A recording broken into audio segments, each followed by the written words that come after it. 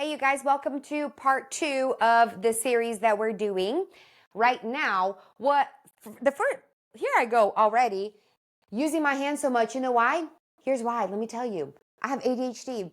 And that is actually what my life mission has become, is to help other families, other moms that are impacted by ADHD to reduce the chaos, to reduce the yelling that happens in the home, and really ultimately is to increase the connection. Because like we talked about in part 1, that's what I was trying to say before I dropped my pen, my marker, and went off this tangent. What I wanted to tell you is that in part 1, we talked about the need for connection. And we said that that's the number one thing that your kid wants. It's actually the number one thing that every human wants, is connection. But what happens so often is we become too distracted by all of the other demands of life that we put connection off to the side because we get more consumed by our lists, our tasks, and connection just kind of gets pushed to the side and we overlook and we just focus on the bad behavior and we focus on all the other things that ADHD brings into our world, all the frustrations, all the chaos that we then really neglect connection. So today I wanted to talk a little bit about you. And I wanted to share a couple of stories of moms that I've worked with and the outcome that they've seen, the transformation that they experienced in their life. Because they came to me and they're like, dude, I have no idea if this is going to work. Like, I'm at my wit's end. And a lot of times they don't really know before we have our relationship and before, we launched even Mom IQ Community. We just knew each other. We just met each other. And so they're like, I don't know if you can really help me, but I'm at the end of my rope and I need to do something else. And one of them in particular came to me because she felt super, super judged. And maybe you feel like that too, that your kids' behaviors and their constant tantrums or their inability to have like all of their volume level at family gatherings, all the other cousins are being so great. And then here's your wild child. Maybe you feel like you're being judged by allowing your kid to run wild. Or maybe you're feeling judged if your child is misbehaving at school and you're constantly getting those emails from the teachers and then having meetings with the principal. Or maybe you are at church and your kid isn't listening and just running laps around. Like, I've seen this with my eyes. And one of my kids, it was in his class, and he's like, Mom, that kid continued to get in trouble the entire service. They finally had to page his parents, and he snuck out anyways. But oftentimes, when our kids are running wild like that, we feel like we are being judged. And we feel like it's a reflection of our parenting or lack of discipline. It's actually a stigma very often of that parents impacted by ADHD experience, is they feel extremely judged, like it's their fault. But I want to free you of that. And I want to tell you it's not your fault. The ADHD brain really is unique. And again, I'm not trying to give you a whole bunch of scientific things because you can go and find that out. All of the little like real deep scientific work. I'm trying to give you the practical things. But I'm freeing you of the burden that judgment is a tactic of the enemy, of the devil, to come and make you feel inadequate, making you feel like you don't know what you're doing, and so you don't want to do anything at all. And it's this cycle of unhealthy thoughts and unhealthy patterns in your mind.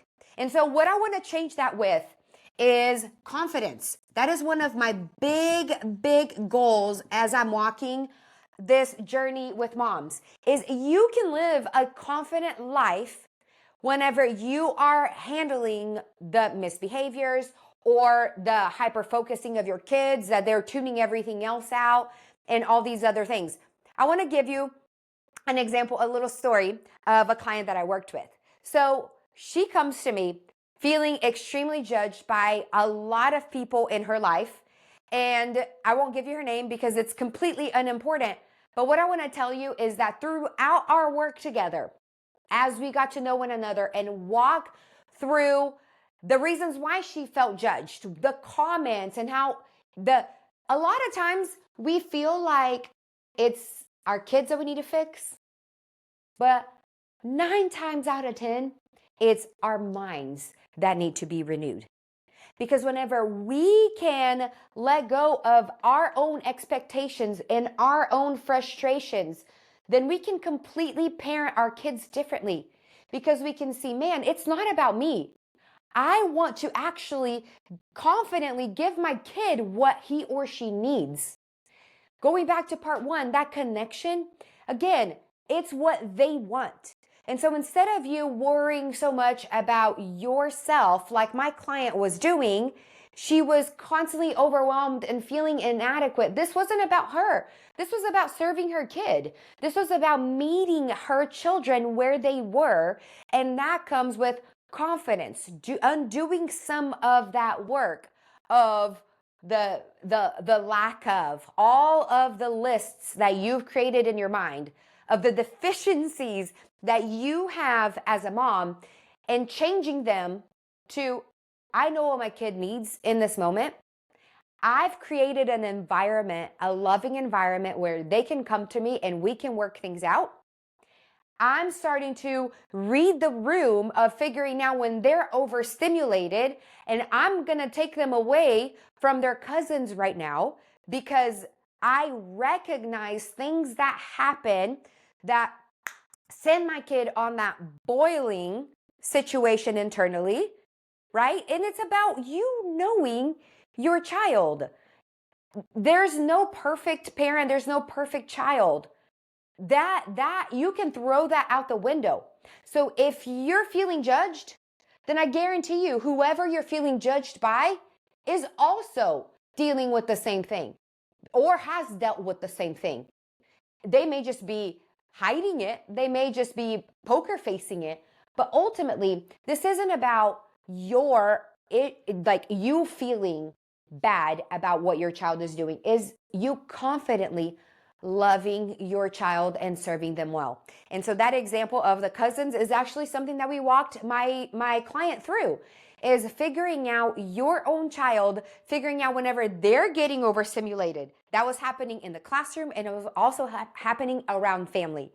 And then getting them away, going outside, and getting them away from that noise and from even the being around people all the time was life changing for that child. So again, not about you, about your child. What do they need in this very moment? Another thing that I hear all the time is that yelling. So another story that was really, really cool of a client that I was working with. And again, this is whenever I was doing one-on-one coaching sessions with these individuals. But what I wanted to tell you is that because we did that, we wanted to continue to walk together. So that's the whole heart behind Mom IQ Community, is that we want to create this place where these moms are feeling judged, where these moms are yelling all the time, where we'll get to this in just a second, but it's this realm of feeling misunderstood all the time. But we wanted these moms to have a place to come and be understood, be themselves, and actually have the resources to know how to confidently handle the situations, how to create home environments that are happy and deep with connection. That's what Mom IQ Community is. I'm just throwing that out there because we are currently in the middle, about to open cart on Monday for our Mom IQ Community, our founding members launch. And I wanted to see if you wanted to be a part of it. I'm doing this just for you to hopefully walk away with insane amount of information from these 3 mini coaching sessions that I'm giving you. But I also wanted to extend the invitation that if you relate with any of this information that I'm giving you, the goal inside Mom IQ, the number one goal for the founding members launch right now is that I have these dedicated people that come in and give me the feedback on what is it that you're feeling judged by? How can we take you from feeling judged to confident? Because I know what it is in my life, and I know what it's been, what it's taken, the resources that we've given to our clients thus far that I've worked with. But I want you, like, I need your help for you to come in and tell me your story, your specific needs. That way we together can create very detailed and practical things. I'm super practical because I'm a mom and we're busy. We don't need more information. We need things that we can close the computer, turn around, and apply, because that's where change happens. It's not in just knowing more information, it's in the application. So if you just learn that it's not about you, that it's about your child and finding confidence, but you just know that you don't actually apply it in your daily life, that's a waste. You're not benefiting your kid whatsoever. So anyways, just throwing that out there. Mom IQ community, the doors are going to open on Monday and the doors are going to close on Thursday. Okay, so it's only going to be open that amount of time because I'm trying to bring in as many founding members as I can for this launch. Side note, price is going to go up after that. And also, you're going to get some Mom IQ goodies because I want you in that community as a founding member. So I want to give you some fun goodies. Okay, enough about that. So another mom came to me and she was constantly yelling. And she's like, man, I feel like as soon as my kids get home from school, all I do is yell about this, yell about that. And then it's dinner. We're having, like prepping dinner, cooking dinner. I've worked all day. I'm tired. And all I do is nag, nag, nag, nag, and yell at them. Well, her kids were actually teenagers. And you can guess where I'm going with this. What was happening is that the kids were withdrawing, that they were just going into their room. They would get home from school and go leave all their stuff at the door, all their shoes they would take off and all the backpacks. They would just literally dump everything and go straight to their room. Mom was home and she would say, hey, how was school? And it was good. Very little conversation, very little connection was taking place in that home. And if you know anything about the teenage brain, that is when the brain is there's a lot of brain plasticity. And what that means is that you can come in and you can give it really good memories, or you can give it sour memories that stay with them forever. You can make it or break it during the teen years with your child in your home. And so obviously this mom came to me, she's like, man, we can't do that. I need help. I'm desperate. I don't know what to do with my kids. So we started undoing the work of delegation. And so it was, hey, your kids just get home from school and took all their stuff off right here. You see the mess, and then you go and you clean it up, and then you just yell at them for it. The whole time that you were doing the act, and I do this too sometimes, okay? But because I know it, I recognize it. So it's this information that sometimes I'm like, oh crap, Kelly, you're not applying that right now. Instead of you just doing the act and nagging about it, you can do something else and delegate. Hey, can you go and put your stuff up, please? Then you're not yelling, you're not frustrated, you're not having to take the time to do it yourself, right? So when you go to yelling, to delegating these tasks, whatever it is, what ultimately ends up happening when you yell less is, man, that connection goes through the roof. Your kids aren't feeling like all you tell them is everything they do wrong and all the things that you have to clean up for them. Okay? That's extremely important, is that we stop our yelling and we actually start delegating, assigning tasks. Because then, obviously not in a yelling voice, not in a nagging voice, actually normal communication like I'm talking to you. Because then what ends up happening is you can tell them, hey, thank you so much for getting home and putting your shoes up. That really helps me. When I walk out of my office and see the neatness of the place, it actually makes mom feel good. So thank you so much. I appreciate that. You know what? That is making them feel good. Is that dopamine hit? Yes, I did something right. Do you like You yourself, do you like feeling like you never live up to any expectations, that you are always doing something wrong? That is just like your kid. They, especially if they have ADHD, they have heard no, stop, sit down all the time. And that's going to take me to my next point over here is this misunderstood part. And I'm going to tell you a story, not of a client, a personal story this time. When I was a teacher, I taught high school, okay? And I taught Spanish 1, so I mostly had freshmen. I had some sophomores because Spanish 1, right? We're in Texas, so you have to have 2 years of Spanish. I had this one student, it was out fifth period, right after lunch. The loudest, we actually had 2 classes that were the loudest. It was right after lunch and then the very last period of the day. Always, for my trajectory as a teacher, those were always the loudest. And if you kind of take into effect take into consideration what I just talked about the delegate.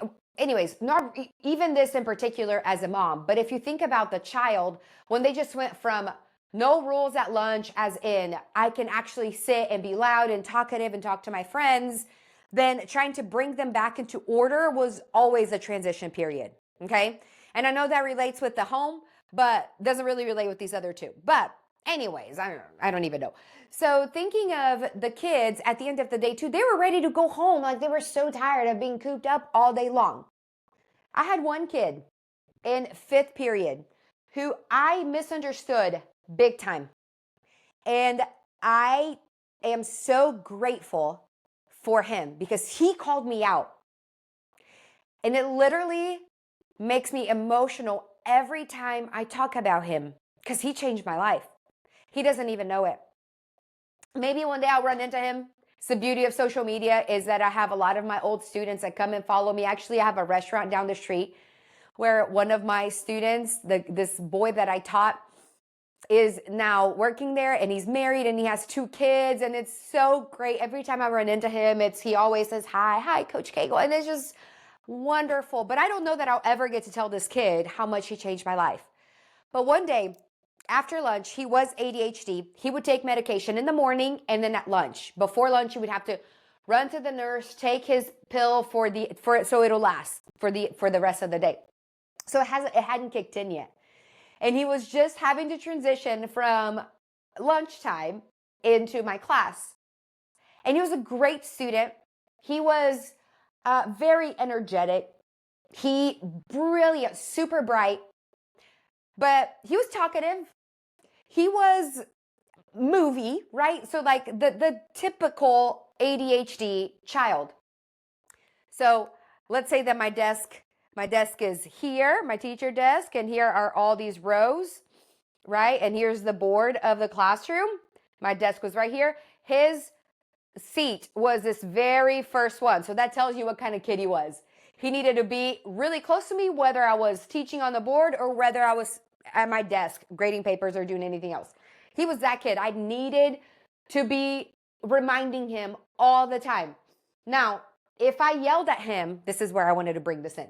So if I yelled at him all the time, that connection that I would have with him as a teacher would not happen. So I would just bring him back with confidence because I knew him. I knew what he needed. He just needed that reminder to just always come back. Hey, it's time for work. One time, this is where the story really gets good. As I'm walking up and down the aisles after I taught, and I'm checking on the students, seeing if they needed help. I always love that because oftentimes kids won't ask for help. They won't raise their hand and say, hey, I have a question. They won't do that. But if I'm walking by and I look over and I see that it's not right, I can just come down to their level and whisper in their ear and check on them. That was so like one of the best things I ever did as a teacher was making sure to check on the kids for their understanding. But I come around, I go the first aisle and I come around, and I failed as a teacher too, don't get me wrong. As soon as I got here, here's my big fail. As soon as I got here, this kid was standing up in front of his desk and he was hunched over doing some work. And I said, hey buddy, sit down please. And then he looked at me, he goes, Miss Cagle, I promise I'm working. But when I stand, it actually helps me focus. And I looked at his paper, and he had been working the whole time. And all of the questions were right. I get goosebumps even saying this. What happens is the freedom that these ADHDers need to have. Because so often they're misunderstood as being super disruptive. Him standing was, in my eyes, was disruptive. Like, my class doesn't look orderly. But for him and his needs and what he needed in that moment while his medicine hadn't kicked in. And not only that, it doesn't matter even if he was on medication or not. Why does it matter if he's standing while he's working? What happens for ADHDers is that they are misunderstood and they don't have the freedom and the empowerment to just come and tell their teacher, hey, listen, I promise I'm working. And he just showed me his paper and he had been working. I said, buddy, you just keep working. And then I was speechless. And it's been 15 years since that happened to me, and I have not forgotten it. And I have him to thank forever because he just told me his needs. It led me to understand him. And then I could confidently tell him, yeah, go for it. And then because I said, yeah, go for it, my connection with him was really cool. Because then he knew that he could trust me to tell me what he needed in that moment. You see, same thing with your kids and my kids is whenever we create this environment in our home of, I'm going to study my kid. And I don't want my kids to be misunderstood. I don't want them to constantly be in trouble and me to be yelling at them. I want a place where I can be empowered to actually understand my kid. So I can increase this connection by delegating with them in a way that it's not yelling. So I can confidently walk my kids into a season of empowerment and equipping them, because it's not about me being judged. It's about me helping my child by connecting with them so they can be understood. And that, my friends, this misunderstood piece to me comes down to one thing, and that's community. And that is finding the right community where you are surrounded by people that understand your situation and your circumstances so you're not judged. It may not be Mom IQ community. That's okay. I'm not trying to push you to make this decision. But what I do want to tell you is that just a few weeks ago, I talked to another mom who over her tears, her face is just like covered in tears. She's telling me that she's had so many people drop out of friendships with her because of the way that her son behaves. Her little 6-year-old boy he has a lot going on. He is diagnosed ADHD and he has a lot going on, but her friends don't even understand her, get frustrated with him, are like annoyed by him. So they end up not wanting to be in her life, in her community. And she is desperate. Through tears, she's telling me, I need community. I need people that understand me. I need people that aren't judging me. I need people that see me. And so I want to bring in just one last time. That's what we are creating inside Mom IQ community. It's not this place where you're just going to come for tons of resources. I don't believe in a lot of information because it can overwhelm people. Going back to what I talked about in part 1, if you haven't watched it, go back and watch that. Information is just going to overstimulate you because then it's overwhelming to your brain and then you can't apply it. It just becomes information. I love information, but I love information way more when it becomes application, because that's where the transformation happens. So I just want to encourage you that if this resonates with you, then come back for part 3. We're going to continue this conversation. We're talking about motivating our kids and how we can stay motivated ourselves as moms of this element, this life that we have a long-term goal. We have to have a long-term vision of having that deep relationship with our kids. So There is work that goes into this. It's not simple. Parenting is not a simple thing, and it also never ends. But we can do it, and we can do it together. So come back for part 3 on Friday, and I'll see you guys then.